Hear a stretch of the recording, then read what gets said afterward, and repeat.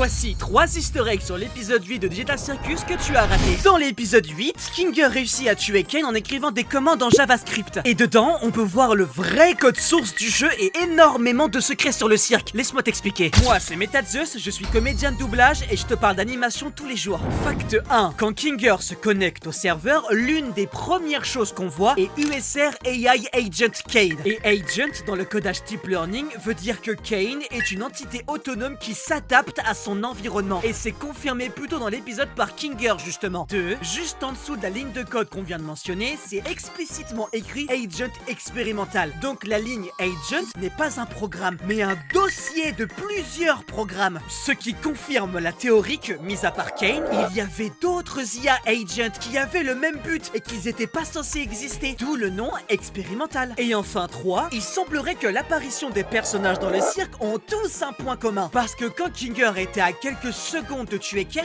on voit ça. Une suite de lignes qui enchaînent de la création de Caine à l'apparition de Ragatha. Et bizarrement, le cœur de Caine a été créé le 15 octobre 96 et le 15 octobre 99, Scratch, le créateur de Caine, rentre dans le jeu. Et à la même date, mais en 2008, c'est Ragatha qui arrive. Donc, tous les événements du cirque tournent autour de ce fameux 15 octobre. Et ça sera sûrement expliqué dans le film. Abonne-toi pour plus d'infos.